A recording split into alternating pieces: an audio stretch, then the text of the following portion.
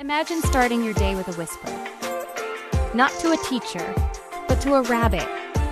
A soft good morning, carried on a spoonful of blueberries. And instead of spelling tests, you learn how to listen. To pause. To silences. To stories told in fur and stillness. Where was this school when I was 5? All we had were multiplication tables. No guinea pigs. No empathy units. Here in Finland, some preschools begin with a brushing circle. Children take turns tending to Tihai, their classroom bunny, while the teacher reads a story written by last year's class. And it's not just care for the bunny. It's what is Tiati feeling today? Did you check her ears? Is she blinking slower than usual? Compassion, built in like breakfast. One child bounces too loud, and instead of stop, the teacher kneels and says, "Breathe like Tiite. Slow and soft. Let her feel safe." That's not just a bunny lesson. That's a people lesson. That's a life lesson. You can feel it in the rhythm of the room. Quiet joy, gentle hands, curiosity without chaos. Classroom pets aren't just animals. They're emotional educators. They teach you how to wait, how to soften, how to see. This isn't about curriculum. It's about connection, the kind that lingers long after storytime ends.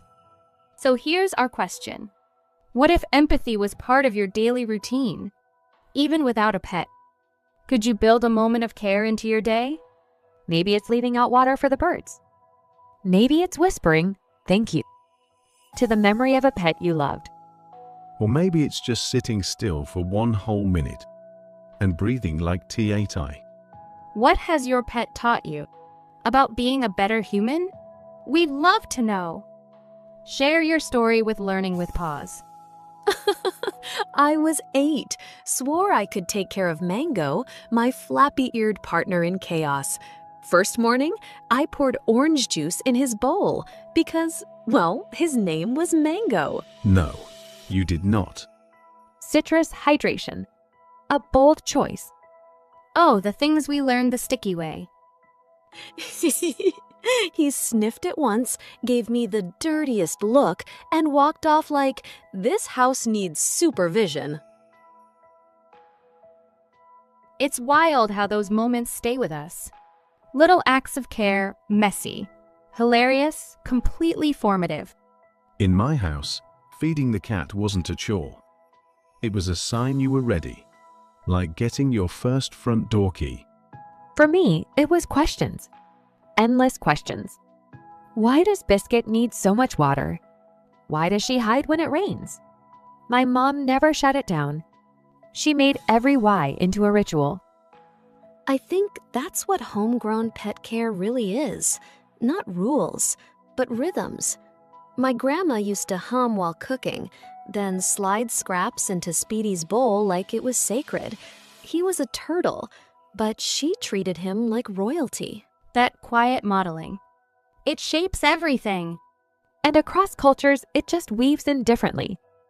In Japan, kids study pet care in school before they ever get a pet at home. It's about respect before responsibility. In Brazil, my cousins had a rota. Each night, someone different fed the dog. But first, a story. Always a story about when the dog saved something or someone, even if it wasn't true. Because the story makes it love, not just a task. In India, pets are part of the morning. Before coffee, before anything. They walk through temples, through kitchens, through memories.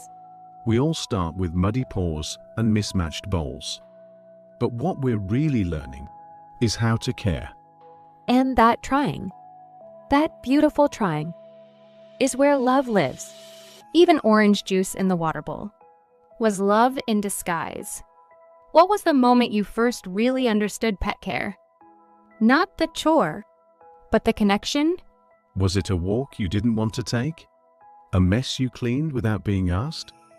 Or a quiet moment during a storm, where your pet leaned into you, And you knew. You mattered to them.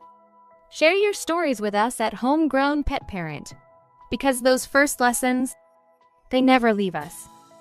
And next, we'll explore how culture and structure can shape empathy, even without a fur ball at your feet. All right, fans, let's stir the pot a little. Structure or spontaneity? Which one actually teaches better pet care? And does the answer change depending on where you live?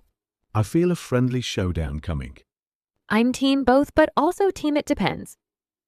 In our program back in Germany, kids earn a pet care badge. They learn feeding routines, grooming basics, and even how to read animal emotions. That's amazing. Like a scout badge, but with more paws. Exactly. It's not about rigidity. It's about rhythm. Structure builds confidence, and confidence builds kindness. But what about the places without structure? Rural Indonesia. Kids watch their elders. They don't pass a test. They pass a bowl of rice to the family dog. I love that. Learning by loving. I saw a little girl once. She wrapped a wet puppy in her school uniform skirt just to shield him from the rain. No checklist, just heart. So is it better to teach through books and badges? Or through moments? Let's look around the globe. In Sweden, schools run pet ethics workshops. Shelters invite kids to shadow caregivers. In Mexico, kids just help. Neighbors feed strays. Grandparents tell stories. That's education too. And in New Zealand's rural towns, paid care is just part of life. You muck the stall. You feed the lamb. You pat the dog and call it a day. So do we raise kind pet parents in classrooms or on porches and garden paths? Maybe in both. Maybe kindness doesn't care where it's taught. Maybe the real question isn't which works best, but how can we blend both? Let instinct lead, but give it a gentle hand when needed. And offer tools, not rules. I grew up with no manual, just trial, error, and love. I wish I'd had someone show me how to trim claws without turning it into a wrestling match. I had all the guides. But my biggest lesson, watching my elderly neighbor carry her dog out to the porch every night just so he could sniff the air one more time. Maybe the best education isn't about boundaries. It's about balance. What shaped your pet care values most? Was it a guidebook? A grandparent? A glorious mistake? Maybe it was a tiny moment, the first time you understood your pet's fear, and stayed with them anyway. Share it with us using Curious Scare or Structured Snuggles. We're listening. And next time, we're heading into city shops and hillside barns to meet pets who work, heal, and inspire in every corner of the world. From highlands to high-rises. Get ready for the unsung heroes with tales.